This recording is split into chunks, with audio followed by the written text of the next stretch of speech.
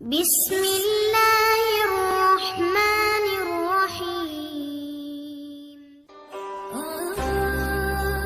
حضرت سیدنا علی المرتضی شیر خدا کرم اللہ وجہ الکریم، آپ ایک دن کہیں لمبے سفر کو جا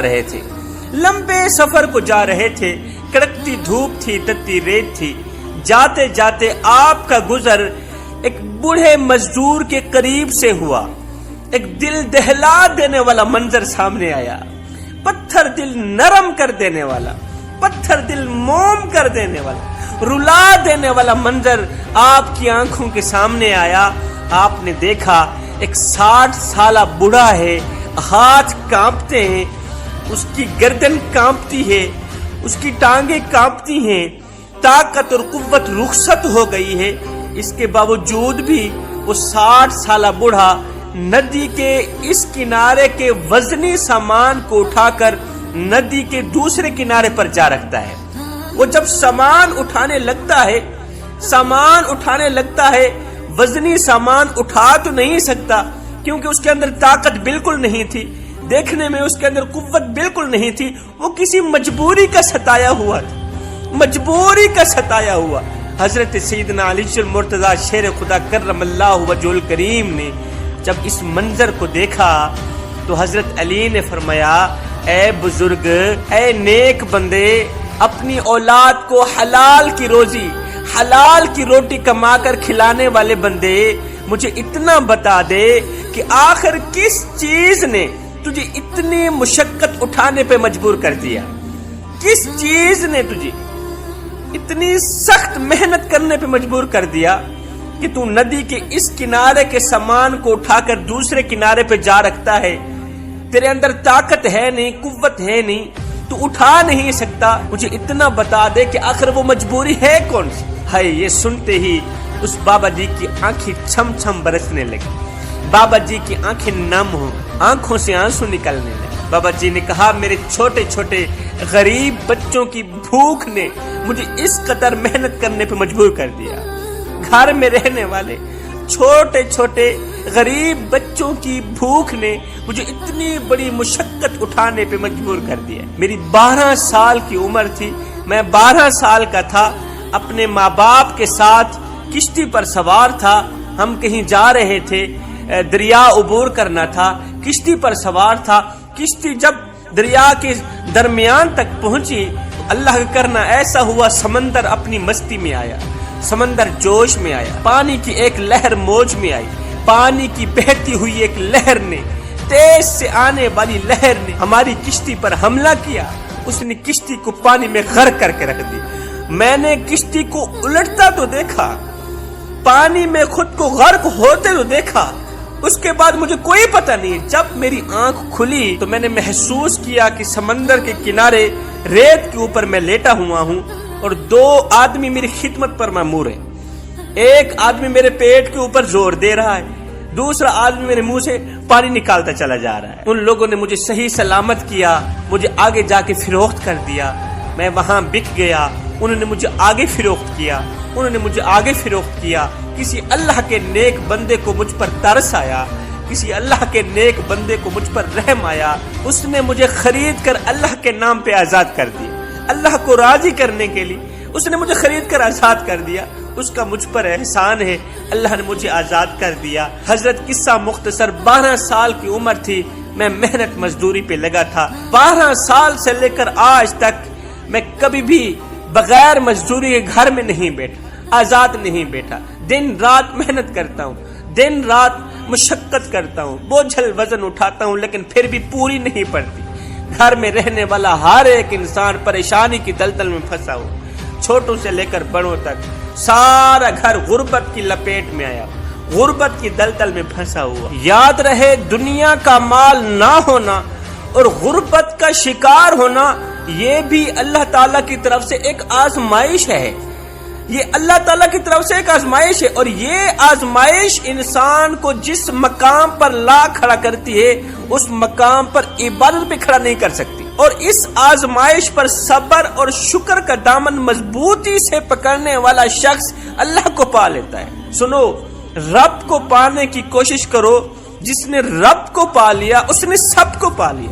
یار جس نے دنیا بنانے والے، دولت بنانے والے، مال بنانے والے، سونا بنانے والے رب کو حاصل کر لیا، اس نے خدا کی ساری خدائی کو حاصل کر لیا ہے.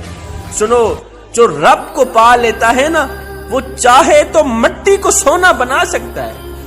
جس نے رب کو حاصل کر لیا، جو رب کے قریب ہو جاتا ہے، آنے والی آفات و بلیات پر صبر کرتا ہے، آنے والی آزمائشوں پر، مصیبتوں پر صبر اور شکر کا دامن مضبوطی سے پکڑتا ہے نا، وہ رب کو پا لیتا ہے، وہ اتنا اللہ کے قریب چلا جاتا ہے.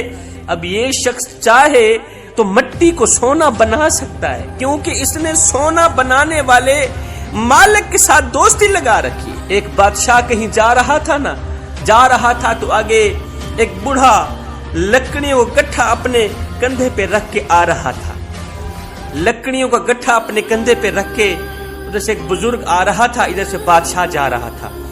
جب وہ بوڑھا قریب آیا تو بادشاہ نے پوچھا، بابا بتا تو صحیح تیرا رب کون ہے؟ جیسے بادشاہ نے کہا نا بتا تو صحیح تیرا رب کون ہے، تو اس بزرگ نے کیا کیا، لکڑیوں کا گٹھا زمین پر رکھا، آسمان کی طرف دیکھا، عرض کی میرے مالک اور میرے کریم رب، اس لکڑیوں کے گٹھے کو سونا بنا کر اس بادشاہ کو تو خود ہی بتا دے کہ میں کون ہوں. اس بادشاہ کو خود ہی بتا دے، لکڑیوں کے گٹھے کو سونا بنا کہ تو رب کون ہے. ابھی اس کی دعا ختم نہیں ہوئی تھی، بادشاہ نے جب لکڑیوں کے گٹھے کی طرف دیکھا تو وہ سونا بنا پڑا تھا. حیرت میں مبتلا ہو گیا کہ لکڑیوں کا گٹھا دعا کے صدقے سونا بنا پڑا تھا. اب بزرگ نے آسمان کی طرف دیکھا، مالک اس سونے کے گٹھے کو لکڑیاں بنا دے. تو فوراً ہی وہ سونے کا گٹھا لکڑیاں بن گئی. بزرگ نے اس گٹھے کو اپنے کندھے پہ رکھا، یہ کہتے ہوئے چل دیا کہ یہ ہے میرا رب جس نے سونے کو لکڑیوں کو سونا بنا کر دکھایا ہے. اس جانے والے بزرگ سے بادشاہ نے کہا، بزرگ میاں بتا تو صحیح اتنا بڑا خزانہ آیا کہاں سے ہے، اتنی بڑی بزرگی کہاں سے حاصل کی ہے؟ تو اس بزرگ نے کہا، جب سے میں نے اللہ کو حاصل کیا ہے نا، اللہ نے اس جیسے خزانے کو میرے قدموں کی دھول بنا دی. جب سے میں نے اللہ کو حاصل کیا، جب سے میں نے رب کو حاصل کیا، اللہ نے اس سونے جیسے خزانے کو میرے قدموں کی دھول بنا دیا ہے. مجھے اس خزانے کی ضرورت ہی نہیں، کیونکہ میں غربت کو بہت زیادہ پسند کرتا ہوں، میں غربت کو بہت زیادہ لائق کرتا ہوں. یہ اللہ تعالیٰ کی طرف سے میرے پاس ایک آزمائش آئی، میں اس آزمائش پہ جتنا صبر کرتا جاؤں گا اللہ مجھ پہ اتنا راضی ہوتا جائے گا. اب اس 60 سالہ بزرگ نے کہا جو محنت مزدوری کر رہا تھا، یا علی بڑے عرصے سے میں محنت مزدوری کر رہا ہوں، مشقتیں اٹھا رہا ہوں، بوجھل وزن اٹھا رہا ہوں، لیکن مجھے وہ کامیابی نہیں مل رہی جس کامیابی کا میں اہل ہوں. جو کامیابی مجھے ملنی چاہیے تھی وہ مجھے نہیں ملی. مجھے کوئی ایسا عمل بتا دے کہ اللہ تعالیٰ ہر ایک کام میں مجھے کامیابی عطا کرے، میرے مال میں برکت ہو، میری روزی میں برکت ہو، میرے گھر سے پریشانیاں اٹھا لی جائے، غربت اٹھا لی جائے. حضرت سیدنا علی المرتضیٰ شیر خدا کرم اللہ وجہ الکریم نے فرمایا اے مزدور بندے، میں تجھے سونے کی تختی پہ لکھنے والی ایک نصیحت دے کے جا رہا ہوں، ساتھ ہی ایک عمل دے کے جا رہا ہوں. یہ عمل ضرور اپنانا، انشاءاللہ تو غربت کی دلدل سے نکل جائے. اس نے کہا حضرت جلدی بتائیں. حضرت سیدنا علی المرتضیٰ شیر خدا کرم اللہ وجہ الکریم نے فرمایا اپنے ہر دن کا آغاز، ہر کام کا آغاز اللہ کی مخلوق کو کچھ نہ کچھ کھلا کر کیا کرو. اس بزرگ نے کہا، غریب مزدور نے کہا، حضرت مجھ میں اتنی گنجائش نہیں کہ میں اللہ کی مخلوق کو کچھ نہ کچھ کھلاؤں. حضرت علی نے فرمایا تیرے گھر میں اناج کا ایک دانہ تو ہوگا نا، اس اناج کے ایک دانے کو اللہ کی غریب مخلوق کو کھلا لیا کرو. اشرف المخلوقات کے علاوہ تیرے گھر میں کوئی کیڑا ہو، تیرے گھر میں کوئی پرندہ ہے، سنو ان کیڑے مکوڑوں اور پرندوں کی دعاؤں کے صدقے اللہ تعالیٰ تیرے گھر سے پریشانیاں اٹھا لے گا، تیرے گھر سے غربت اٹھا لے گا. اس نے کہا یا علی کیا یہ کیڑے مکوڑے بھی انسان کے حق میں دعا کرتے ہیں؟ کیا یہ مخلوق بھی دوسری مخلوق کے حق میں دعا کرتی ہے؟ حضرت علی رضی اللہ تعالیٰ عنہ نے فرمایا انسان کے منہ سے نکلی دعا اتنی جلدی عرش پر نہیں جاتی، اتنی جلدی عرش کا دروازہ نہیں کھٹکھٹاتی جتنی پرندوں اور کیڑوں مکوڑوں کے دل سے نکلی دعا عرش پر جاتی۔ مظلوم کے دل سے نکلی دعا اور کیڑے مکوڑوں اور پرندوں کے دل سے نکلی دعا، یہ دونوں دعائیں ایسی ہیں، یہ ہواؤں کو پھاڑتی ہوئی، فضاؤں کو پھاڑتی ہوئی، پہلا آسمان چیرتی ہوئی، دوسرا آسمان چیر، ساتوں آسمان چیر کر عرش کا دروازہ جا کھٹکھٹاتی۔ فرمایا اگر تم چاہتے ہو کہ تمہارے گھر سے پریشانیاں اٹھا لی جائیں، اگر تم چاہتے ہو تمہارے گھر سے غربت اٹھا لی جائے، پرندوں کو دانا ڈالنا، کیڑے مکوڑوں کو دانا ڈالنا۔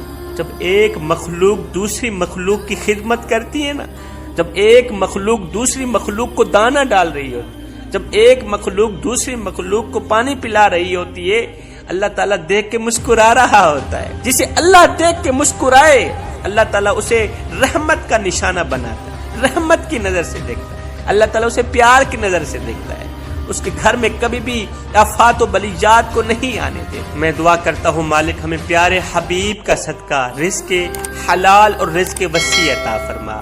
مالک ہم سب کو صراط مستقیم پر چلنے کی توفیق عطا فرما، آمین ثم آمین۔ وما